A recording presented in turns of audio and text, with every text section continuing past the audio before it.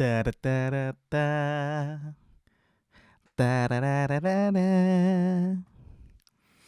네, 이 부금을 아신다면 당신도 늙었다는 뜻입니다. 러브하우스의 부금이었죠.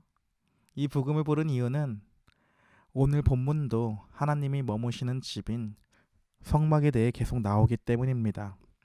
이제 앞으로 이 성막을 명령하고 이 성막을 그대로 실현하게 되는, 그리고 중간에 이스라엘 백성의 반역이 나오는 이야기를 살펴보게 될 것입니다. 어쨌든 오늘은 성막의 재료들을 구체적으로 말씀드리기보다는 쉽고 간결하게 오늘 본문에서 말하는 성막의 간단한 구조와 제사장이 입는 옷에 대해 말씀드리려고 합니다. 함께 살펴봅시다. 가장 먼저 성막의 입구는 어디에 두게 될까요? 바로 동쪽입니다. 그리고 아담이 에덴 동산에서 쫓겨나가지고 동쪽으로 쫓겨나서 동쪽에 하나님이 에덴 동산에 들어가지 못하게 했다라는 것을 함께 기억하면 너무나도 성경은 재밌는 이야기가 될 것입니다. 재미없으면 어쩔 수 없고요. 어쨌든 성막은 동쪽에서부터 출입을 하게 됩니다. 출입문은 그룹이 그려진 가림막입니다. 이것은 성막과 외부 세계는 구분이 되는 것을 보여줍니다. 그렇게 가림막을 통해 들어가게 되면 성막의 동쪽으로부터 성막 안으로 들어가게 되면 가장 먼저 뜰 마당이 보입니다. 마당은 27장 9절부터 19절까지 나옵니다. 마당에 들어가면 조그만 언덕 위에 올라가 있는 번제단과 물두멍을 보게 됩니다. 그리고 이 마당을 지나 계속해서 안쪽으로 들어가다 보면 성소의 건물이 보입니다. 성소는 크게 두 개의 장소로 구분이 됩니다.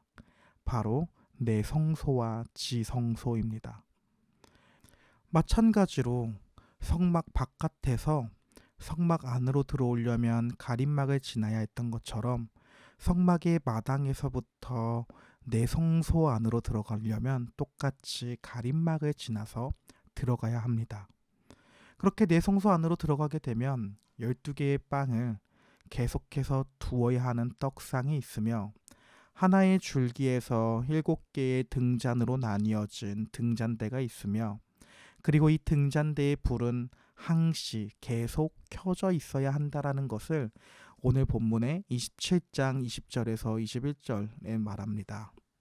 또한 향기로운 향을 피우는 향단이 나오며 내 성소 안에는 떡상, 등잔대, 향단이 나오게 되는 것입니다.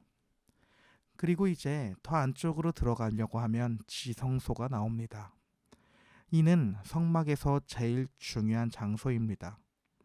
내성소와 지성소를 구분하는 가림막이 있을까요? 없을까요? 여기에도 가림막은 있습니다.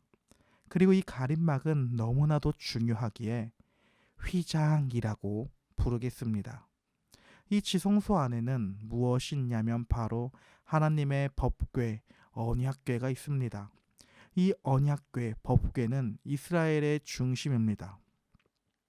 그리고 이와 같이 구분된 지성소와 내성소로 구분된 이 성소의 건물 위에는 천막으로 덮입니다.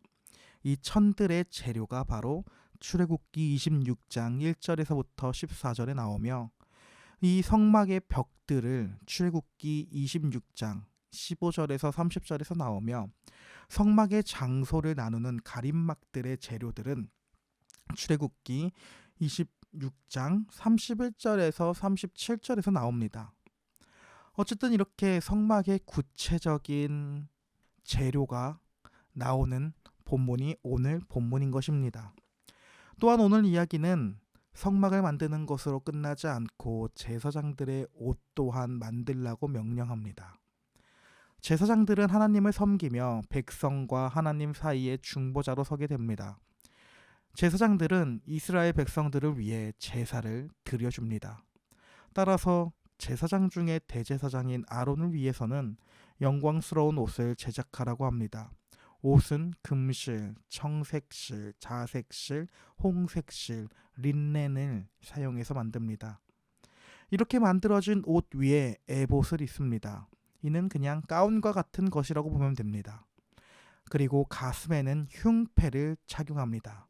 흉패는 중요합니다. 어쨌든 이 흉패는 대략 22cm 정도의 크기로 된 정사각형의 흉패입니다.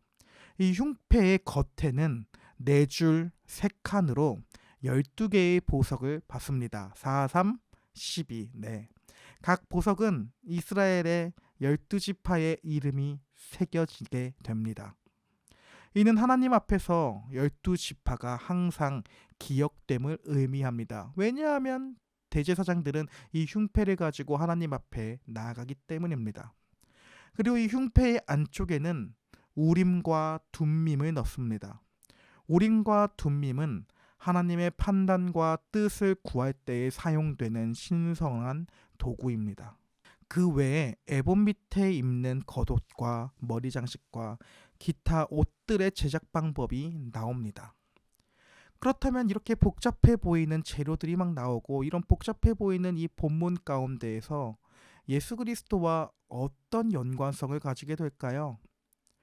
가장 먼저 여러분들에게 드리고 싶은 질문은 하나님께서는 성막에 어디에 계실까요? 바로 언약궤가 있는 지성소 안에 하나님이 계십니다. 그렇다면 지성소까지 들어가려면 총 몇 개의 가림막이 있었나요? 일단 성막의 바깥에서부터 성막의 마당으로 진입하기 위해서는 하나의 가림막을 먼저 지나가야 됩니다. 그렇게 이제 마당에 들어와서 마당을 지나 내성소와 지성소로 이루어진 성소의 건물로 갑니다. 내성소로 들어가기 위해서는 또 하나의 가림막을 지나갑니다. 그렇게 내성소에 들어왔습니다. 또 지성소로 들어가기 위해서 하나의 가림막, 휘장을 지나가야 합니다. 한마디로 지성소까지는 총 3개의 가림막을 지나야 합니다. 이와 같이 복잡한 구조가 의미하는 바가 무엇일까요? 바로 죄인인 우리가 거룩하신 하나님 앞에 나가는 것은 실질적으로 불가능하다라는 것을 보여주는 것입니다. 성막은 안쪽으로 가면 갈수록 거룩한 장소라서 갈 수 있는 권한이 없게 됩니다. 내성소는 제사장들만 들어갈 수 있고 지성소는 대제사장만 들어갈 수 있는 장소입니다.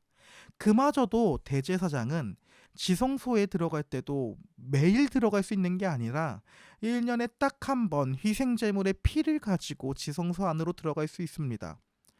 왜냐하면 죄 많은 인간들은 하나님의 거룩한 풍채를 보기만 해도 죽게 되기 때문입니다. 함부로 그 장소에 들어가면 죽게 됩니다.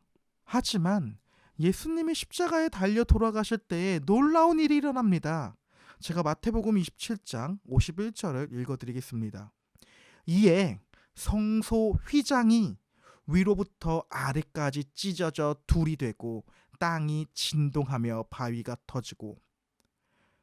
성소 휘장이 어디서부터 찢어진다고 나왔나요? 바로 위로부터 아래까지 찢어져 둘이 된다라고 말합니다. 이때 말하는 성소 휘장은 바로 지성소와 내성소를 구분하던 가장 귀한 가림막입니다. 이러한 휘장이 찢어진 것입니다. 바로 예수 그리스도의 죽음 때문에 찢어지게 된 것입니다.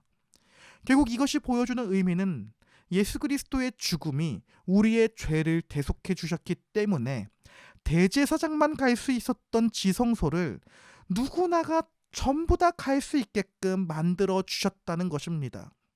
즉 예수님의 육체가 십자가에서 찢어짐으로 하나님께 나아가는 길을 가로막던 모든 가림막이 사라졌다라는 뜻입니다. 따라서 우리는 하나님을 만나기 위해 더 이상 두려워 떨며 밖에서 서성일 필요가 없습니다.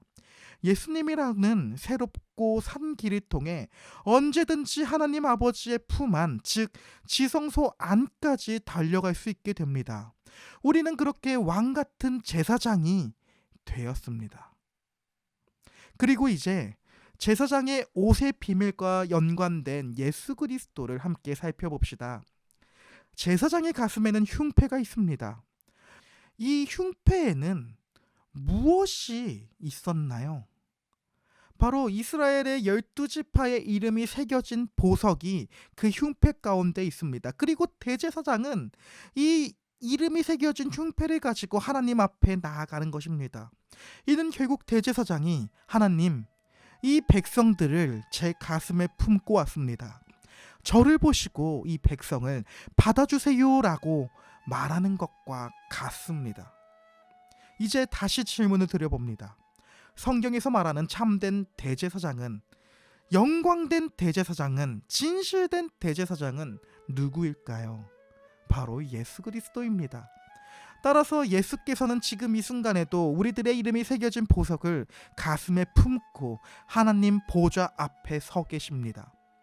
따라서 우리는 부족하고 넘어져도 괜찮습니다. 왜냐하면 하나님의 우리의 모습을 그 자체로 보는 것이 아니라 우리를 품고 계시는 예수님의 흉패를 보시면서 우리를 받아주시기 때문입니다. 이제 마치려고 합니다. 오늘 성경 이야기는 매우 복잡해 보입니다. 그러나 두 가지만 기억합시다.